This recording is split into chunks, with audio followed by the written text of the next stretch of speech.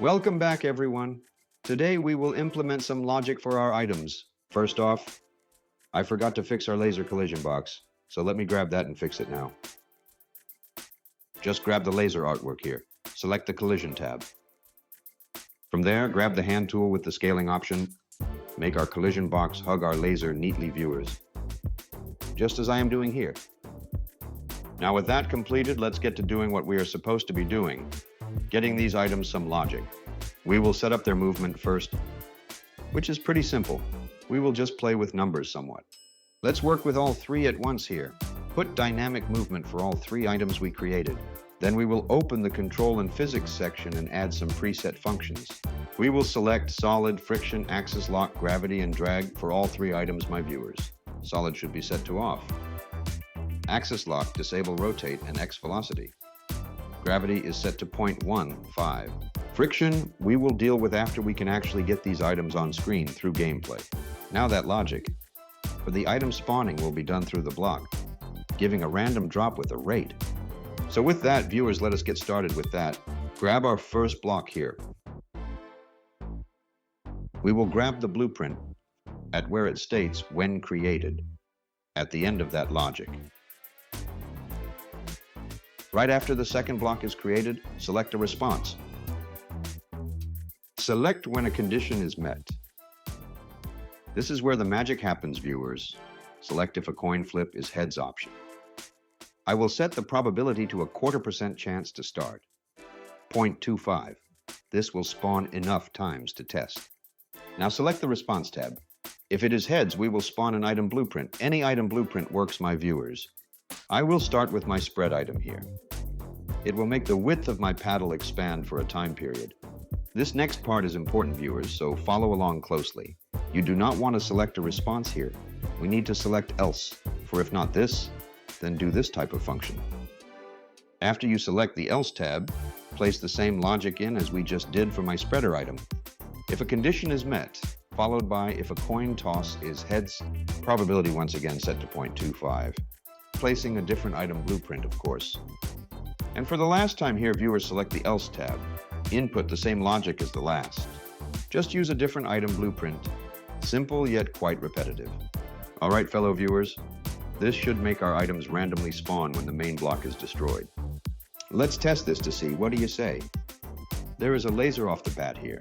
A spreader. Another spreader. There's the multi-ball item. Okay, that works great. Now to adjust some movement options and set the item's personal logic. Let us first play with the item presets we set up. I will set the friction to 7 to stem the gravity a bit. You will need to set this in each item to work correctly. So what we do for one, we do for the others. Let's see this. Seems like this run is the wrong side of the coin flip here. There we go, an item finally. We need to tweak a few things here still.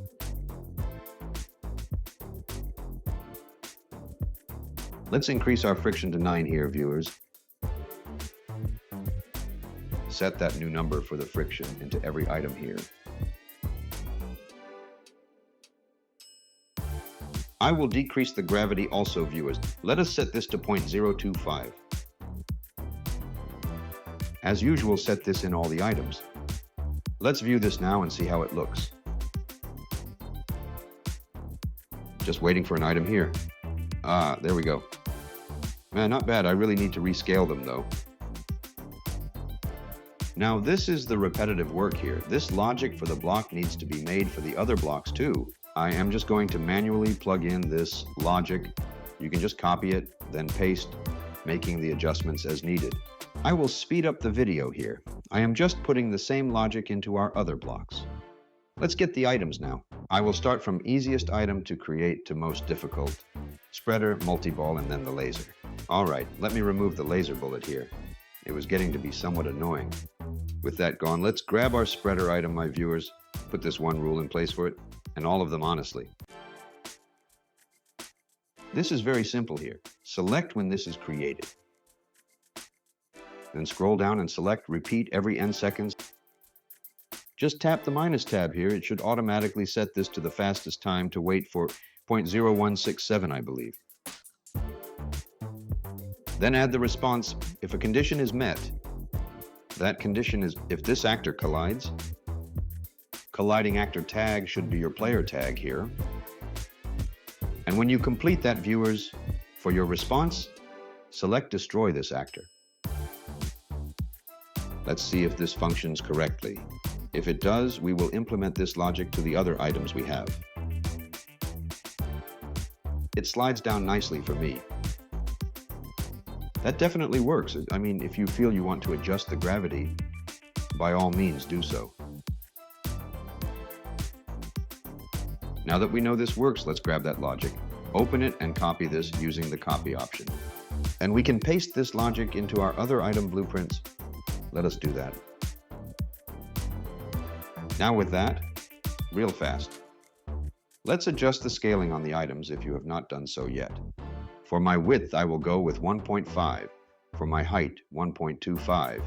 You can adjust anyway to your liking, of course. Just seeing how it looks here in game, this looks good for me. I will just speed up this video since it is the same exact thing here, viewers. I will just adjust the scaling for the other items. We can now remove these from the screen.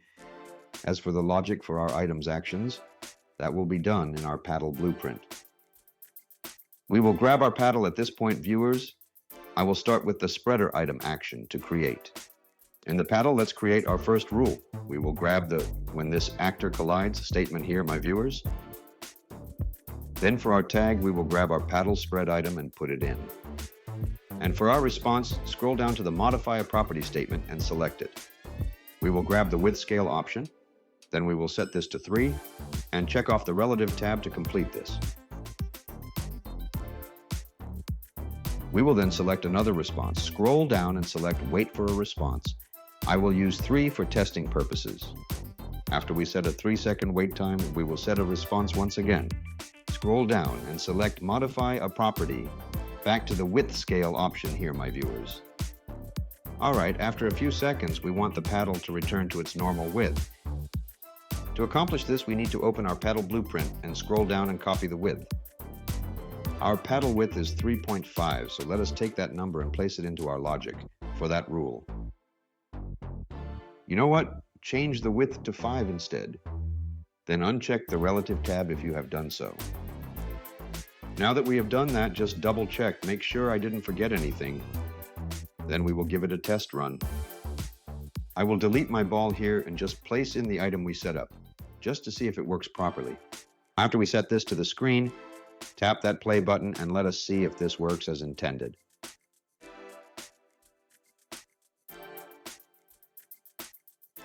And it works as intended.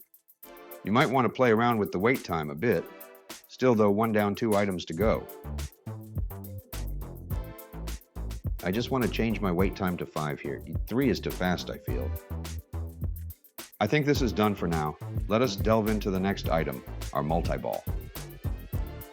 First thing here for this item is more balls. Let's make 3 copies of our main ball and then rename each one.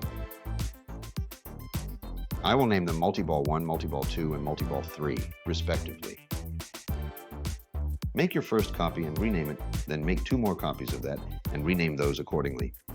When you copy and paste Multi-Ball 1, the 1 is replaced by a 2. When you copy and paste Multi-Ball 2, it will be pasted as Multi-Ball 3.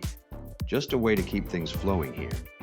Okay, now that we have our multi-balls, let's switch up their color scheme, just so we can all differentiate them. I will stick with a green color scheme for the multi-balls. You can use whatever color you wish. It is your creation. I'm just going to speed this up a bit, so please don't mind my viewers. Then rename this green ball to Multi-Ball 1, then copy-paste that 2 more times.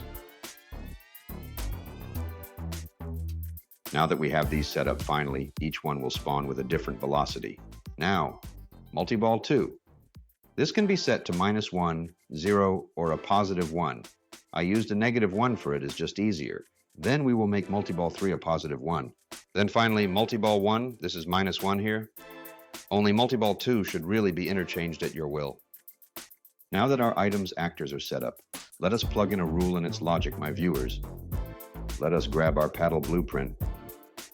In the paddle, grab the logic tab, copy that rule and paste it in. After this rule is pasted in, open it up, let us alter it a bit. First off, let's change the colliding actor, which should be switched to our multi-ball item tag. You know what? We can actually delete the rest of this logic after we set our multi-ball item tag. What we want to do here is create a new blueprint.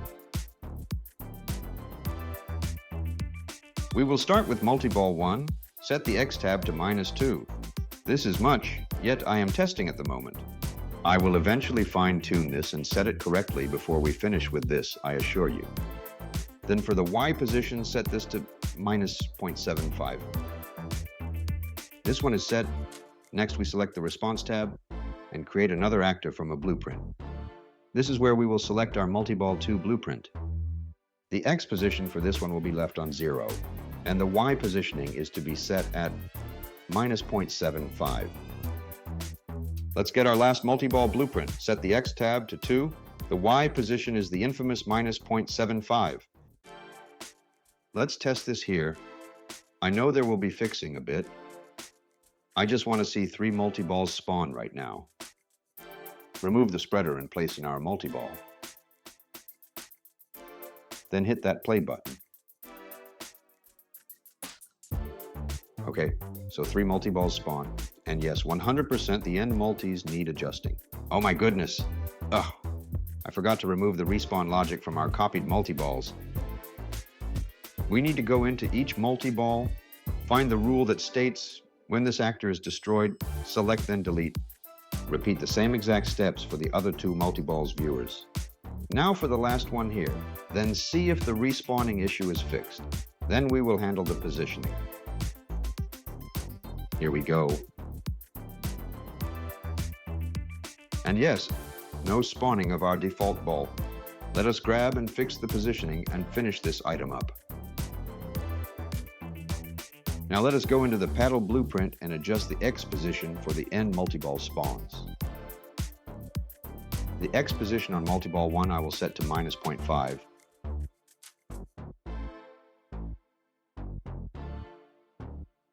As for multi-ball 3, this will be set to a +0.5. Now let's test this here. This should be good now. Yes, much better now. Okay with that, viewers. Let us handle our last item, our laser. Before we do that, let us just reorganize our controls here and better place the void actor too. We will then bring in and set our fire safety button on screen. Now let us get our laser blueprint. Open up the movement section, set it to dynamic movement. Then select the Add Physic or Controls tab.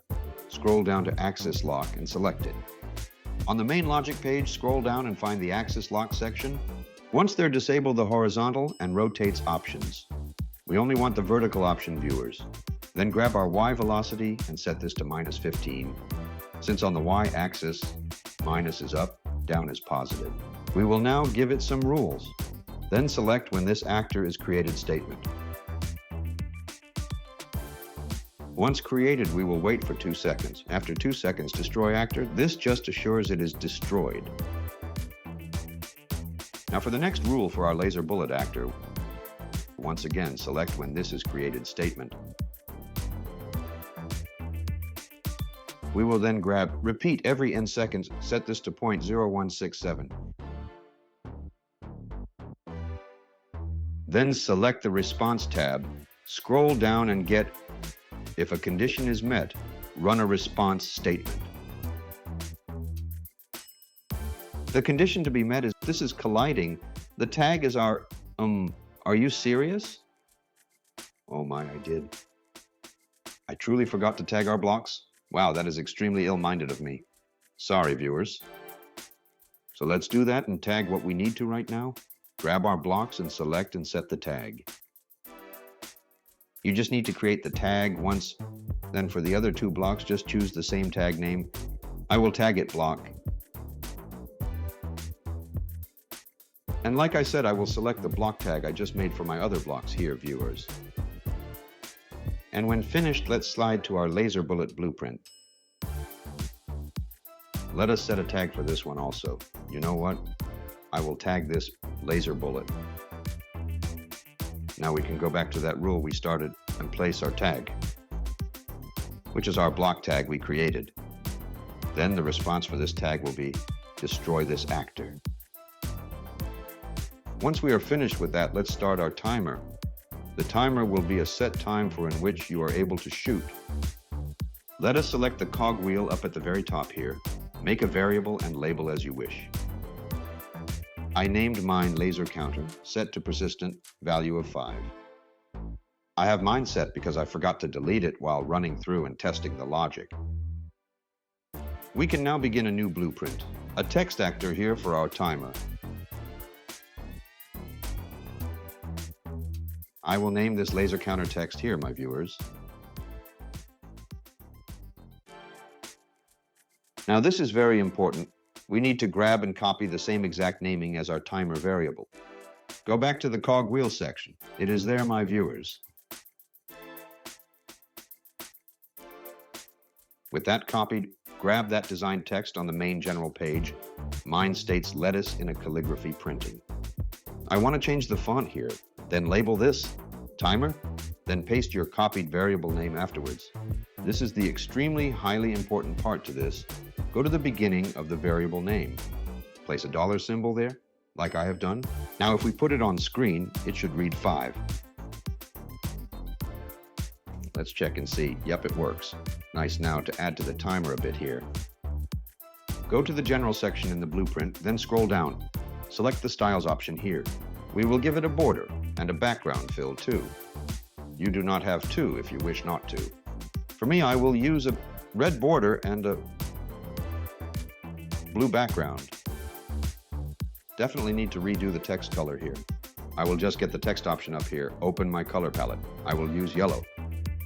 Let me see. Oh yeah, that works just fine for me. Stands out enough for my liking. All right, now let's get to some logic. We will remove the timer. Then open up the timer blueprint. We will grab the logic tab, then select our first rule here. Our first opening statement here will be when this actor is created. Select repeat every n seconds, set our seconds to 0.0167 here. We then need to grab the if a condition is met statement, viewers. This condition will be when a variable meets a condition for the variable actor name. When selected, select the deck option, then select our variable. Leave the rest as is. We want to check if our variable actually equals 0 here. If it does equal 0, we will destroy this actor.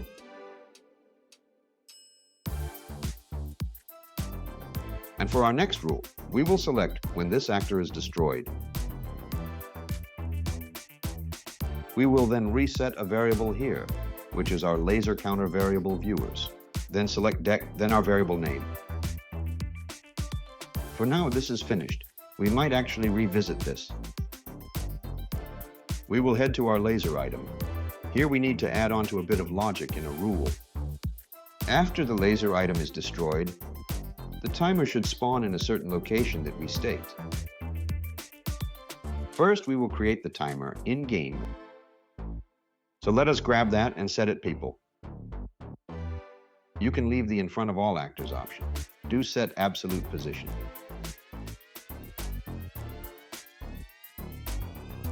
I will set the X position to -3.75. For the Y position is -6. Okay, with that, I did realize something. Let's go back to our timer. Let's grab the when created rule, change the repeat time to 1 second, delete the rest here, please. We will modify the value of a variable. Get the deck option. Plug in our variable name. Put -1 for the value, and check off the relative box. Then we will select if a condition is met. This is where we will check to see if our timer hit 0. If a variable meets a condition, option here. For the variable, select the Deck tab, then get our name, and check to see if this variable equals 0 viewers. If this variable does equal 0, then let's destroy this actor. With that, let us see if it functions correctly. Let's place it on screen and test this. Let's then hit that play button. Watch it gracefully descend. 4, 3, 2, 1, and done. Nice. Let us go back to the laser counter blueprint. We need to start our firing action here. Once inside the counter blueprint, let's add on to the when this actor is destroyed logic. We will implement get actors with tag to perform a response. That tag is the fire button active actor.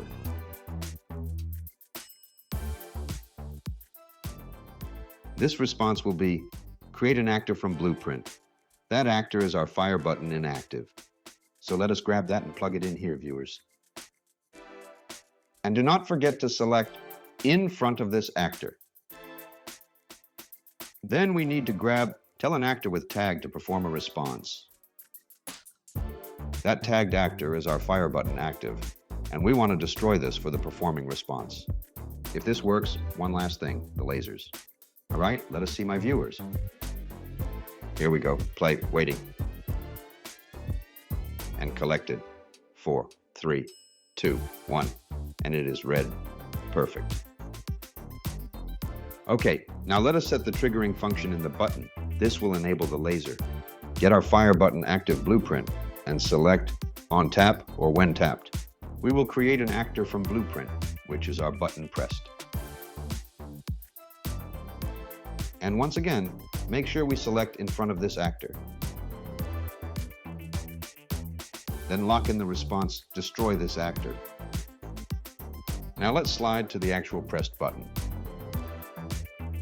When we do, select when this actor is created. When it is set, tell an actor with tag to perform a response. Then with that, viewers, select your player tag, hence your player tag name. This is where we create the laser bullet, FYI.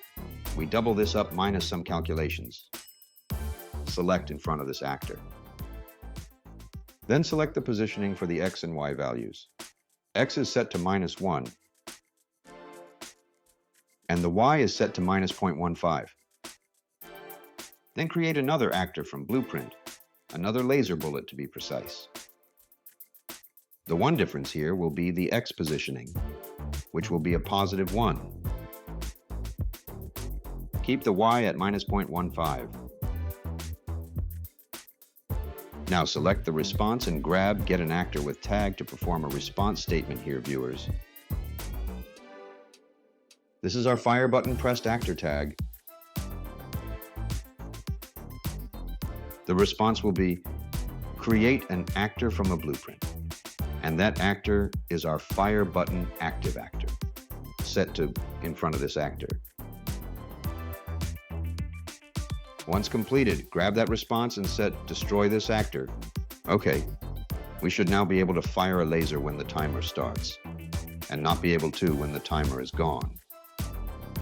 Let's see if it works. Let's just grab the item and, oh yay, we have ourselves some lasers, and the buttons work as intended. Awesome. All right then, one last thing before we wrap this up.